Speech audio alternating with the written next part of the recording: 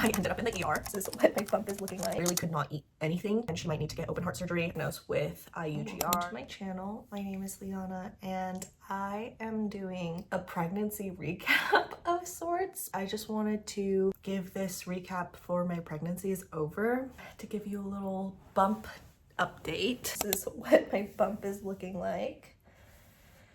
Today I am 36 weeks and 1 day, and my belly button is definitely poking out, but there she is. And I'm just sitting on my yoga ball and enjoying some raspberry leaf tea. I don't know how long this video is gonna be because there was a lot that happened, and I don't want to like get in too much detail of everything. I just want to cover the big stuff that happened so I can remember, but also I want to find others who have been through similar experiences so that we can just share a little bit of like what's going on and give light to some of these things that could happen in pregnancy. Let's just get started with first trimester. First trimester is weeks 2 to 13. Normally people can't even find out that they're pregnant before 2 weeks, so that's why it starts at 2. Fortunately, but also unfortunately, found out I was pregnant at 3 weeks. So literally as soon as you could find out with like a little cheapy test is when I found out. Honestly, I didn't really expect it to be positive. The month prior, I had thought I was pregnant and it was negative. I found out I was pregnant in August, and at the time, I was supposed to get my period 2 weeks before I had gotten the pregnancy tests. But I didn't think anything of it because the month prior, like I said, I missed my period by a week. So I was like, oh, my body's just pushed out further and further. I didn't really feel pregnant, but I, for some reason, convinced myself to take a test. It was so clear, it came back so fast. The line literally showed up as soon as I dipped it and put it down. So I definitely was pregnant. That was amazing. And the feelings of like, oh my gosh, I'm pregnant and stuff like that lasted like maybe a week and a half before I started feeling really, really nauseous. So from weeks 5 until the end of my first trimester, I was still feeling completely nauseous, and majority of my symptoms were like the normal pregnancy symptoms that people can get. Headaches, nausea, sensitivity to smell. I had a lot of food aversions. Like I literally could not eat anything. I had dehydration. I vomited a few times. I have only thrown up like 3 times ever in my life. And so it was really hard for me to kind of like let my body go through that. And so I would sleep all the time to kind of avoid getting nauseous. I was really tired. And one of my like crazier symptoms that I got in the beginning of my pregnancy was burning nipples, which I didn't even know was a thing. That was crazy. They don't do that anymore, but I think just at the time it was such a weird symptom. So I remember that very clearly.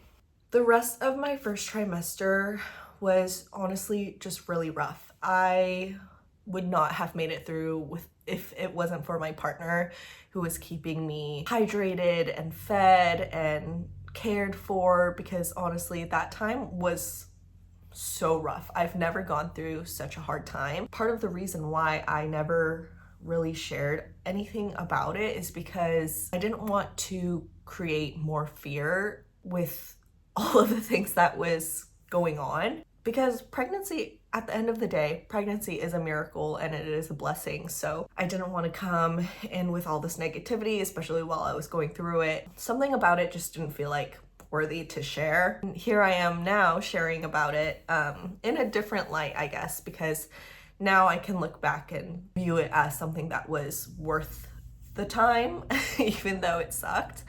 To end my first trimester recap, week 13, I ended up in the ER. I was having cramps. It was not a good sign. I called my doctor and the nurses picked up. They told me, tell them all of my symptoms, which was just cramping and my back hurt. So then they told me, you need to go to the ER right now.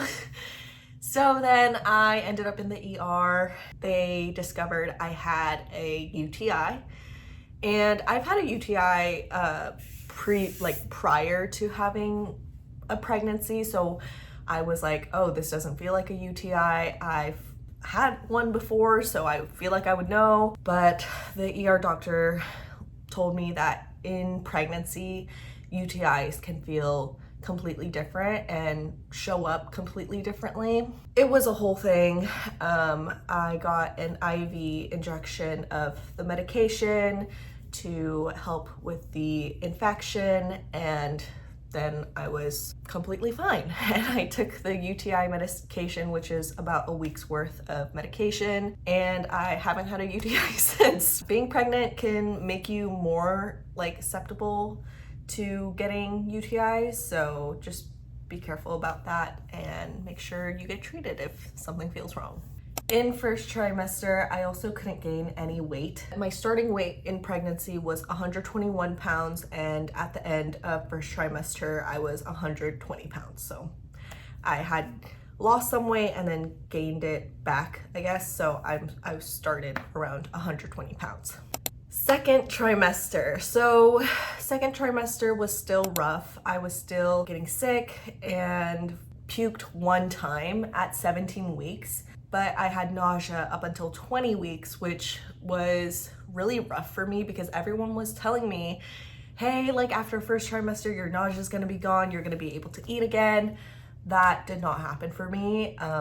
I was sick until the full 20 weeks I was sick. But after 20 weeks, I was feeling a lot better. I would say this is when I started getting a lot of aches and pains, round ligament pain. My hip and my pelvic area started hurting a lot, and I got something called SPD, Symphysis pubic dysfunction, something like that, where it just hurt every time I would turn in bed or get up or walk around. That was really rough, but it was short-lived. I did a lot of workouts to help specifically with that at home, and that just made my pregnancy a lot better because then I was walking around like normal. I had a lot of bloating, which didn't go away until 23 weeks, and I was getting worried that I wasn't gaining weight. I only started getting weight after I turned 5 months pregnant, and it was really slow at first. My doctor never mentioned it being a problem, but it obviously became a problem because I then had a really small bump that was measuring 4 weeks behind, I think. They will measure from the top of your belly to your pubic bone. It's called a Fundal height measure, and they measure it in centimeters, and if it's not 2 minus or 2 plus your gestational date, they will either say oh, your bump is too small or too big. At my 24 weeks appointment, they were saying that my bump was too small. So they said, we're gonna have you go in for a growth scan at 28 weeks, which I think 28 weeks is the first week of third trimester, the last week of second trimester. I didn't think much of it. I thought everything was gonna be okay. But then at that 28 week mark, we were diagnosed with IUGR, or otherwise known as FGR, which is Fetal Growth Restriction. So with Fetal Growth Restriction, it just means that the baby is measuring 10% or below respective growth chart. I don't know what growth chart they use, but I think it's for all the babies born nationally. Our baby was measuring at 6%. They were just very adamant that I get checked every week for an NST, a BPP. So those are biophysical, I don't remember what it is, but a BPP is essentially a ultrasound that looks for fetal movement, measures your amniotic fluid, and just makes sure that the baby is practicing its breathing and stuff like that. And then the NST is a non-stress test, measures the baby's heart rate, accelerations or decelerations if it has any. And then it also measures for mother's contractions. So since 28 weeks, we've been going to 2 appointments a week, the BPP and the NST. And then on every other week is the normal OB appointment. Literally couldn't get out of bed for some of the days. Like I was just exhausted. I would sleep from 9 p.m. the night before until 8 a.m. the next day, work, and then I'd fall asleep at like noon during my lunch break, and then eat dinner, then go back to bed. Like it was really, really exhausting second trimester. And I was still not really eating well. But I will say at the tail end of second trimester, I gained a lot of weight. A month and a half, I gained 10 pounds, which was great because I hadn't gained any at that point. One last thing I want to note about second trimester, this is when you'll probably start to feel your baby move. And they had told me that I have an anterior placenta, which means that the placenta is in the front of your stomach instead of like in the back. They told me I probably wouldn't feel my baby until like 24 weeks, but I started feeling her at 17 weeks, which at first I was like, I don't know if this is the baby or if this is gas. Felt her every day since 17 weeks, and she loves moving, she loves kicking and rolling around, and for a long time she was transverse, which means she's just like sideways in my stomach. And so every time she would move, you could feel like both sides of my stomach move. Later on, I found out through ultrasounds that my placenta is just more near like my left side, and so although it's in the front, it covers majority of my left side instead of my right side, and so I could feel her like through my right side because there's no placenta there. And so that's probably why I felt her so early. But yeah, that was a really cool experience. And I would say it was awesome feeling her move so much, but now it's like something that keeps me up at night. Anyways, I feel like there's a theme here, like every end of each trimester, it's been crazy. First trimester ER visit, second trimester IUGR, like so many things just happening. But honestly, I'm still so blessed that the baby is healthy and has been healthy through all of these NSTs and BPPs. Like she has been such a champ and has never failed a single test. So I'm really glad about that. Right now, I'm in the third trimester. We did receive some bad news. So with the IUGR, she was measuring small, so we get growth scans every 3 to 4 weeks. And at our latest growth scan, which I think was at 34 weeks, so 2 weeks ago, they found out that the baby has a heart defect, and this is a very common heart defect. Maybe I'm not ready to talk about this yet. So she has something called VSD, which is essentially, it's a hole in between her heart. There are 2 types of VSDs, muscular and perimembranous. So the muscular one like has more of a chance, I think, to close on its own, but the perimembranous one can also close on its own, except majority of the holes that close are small. Our baby unfortunately has a moderate sized VSD. I guess I just need to make this quick because now I'm like,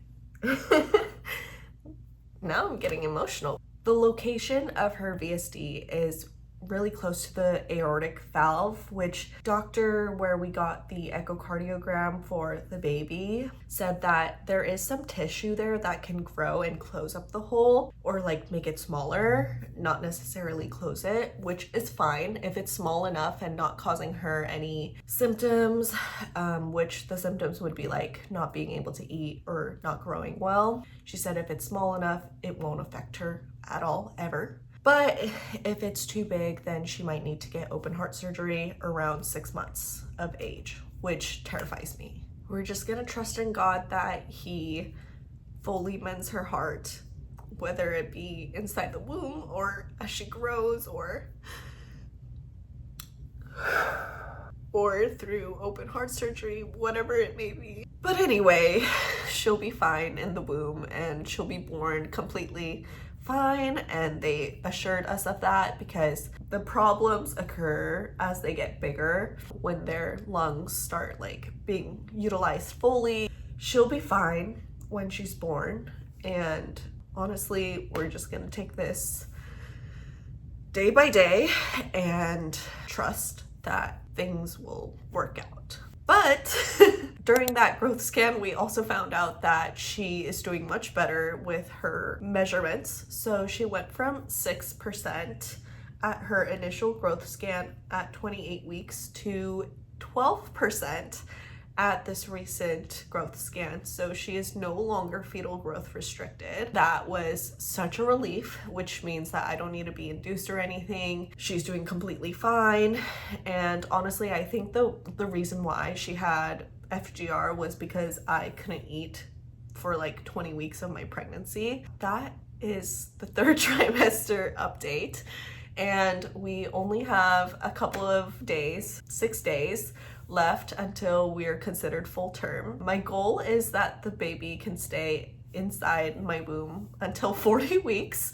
I hope that through this video you can relate to some of the things that I have went through or am going through, similar experiences, because I haven't really found many people talk about IUGR or talk about VSDs. I am really excited to share my experiences now that I am almost done with my pregnancy.